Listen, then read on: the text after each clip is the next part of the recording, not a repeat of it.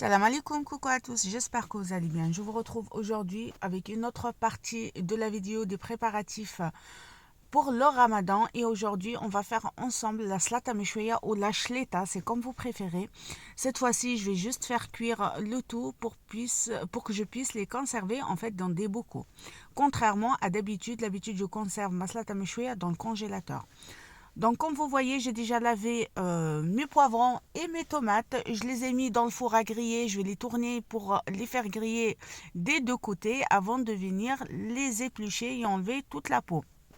Donc là, j'ai pris 2 kg de poivrons, 2 kg de tomates et j'ai déjà 2 kg de piments déjà grillés et épluchés.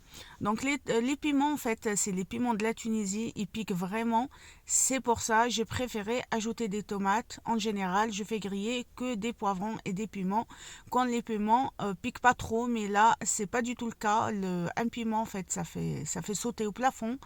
Et c'est pour ça que j'ai préféré rajouter des tomates parce qu'on ne va pas s'abîmer quand même l'estomac pendant le ramadan.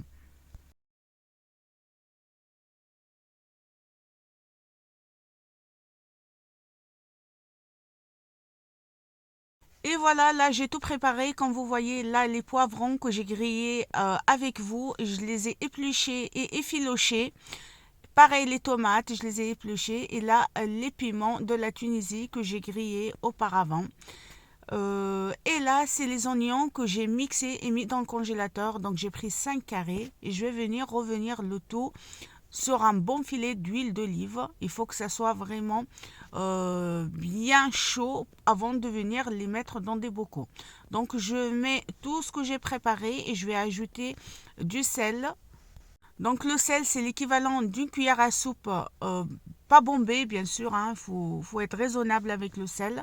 Et après, on peut ajouter le jour où on veut manger, on peut rectifier l'assaisonnement du coup. Mais là, pour le coup, je vais venir faire juste sur les piments, les poivrons et les tomates, j'ai juste ajouté l'oignon, de l'huile d'olive et le sel. Je vais faire chauffer tout ça, je vais attendre que ça bout une bonne fois. Voilà, comme vous voyez là, ça commence à bien bouillir. À ce moment-là, je vais éteindre le feu et je vais venir remplir mes bocaux.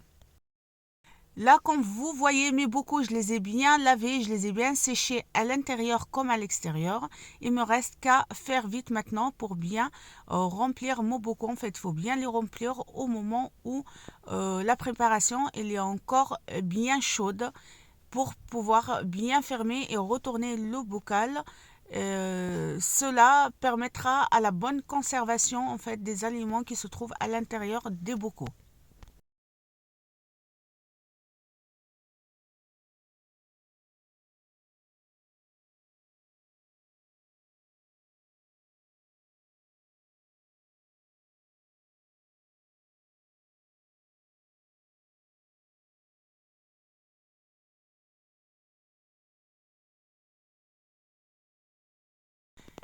Et voilà, je remplis à ras-bord ou presque. Je viens donner un coup d'éponge avant de fermer.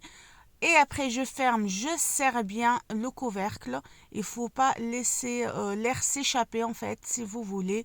Et après, je vais venir remettre à l'envers mon bocal. Et après, je vais les mettre dans un endroit pendant 24 heures sans les retourner. En fait, il faut attendre que ça refroidit complètement avant de les retourner et les remettre à l'endroit. Et ainsi, on pourra conserver nos bocaux dans un endroit, en fait dans un placard. Moi, je vais les mettre dans mon garde-manger à côté de mes bocaux de tomates. Et voilà, j'ai préparé une bonne quantité pour passer le ramadan tranquillement.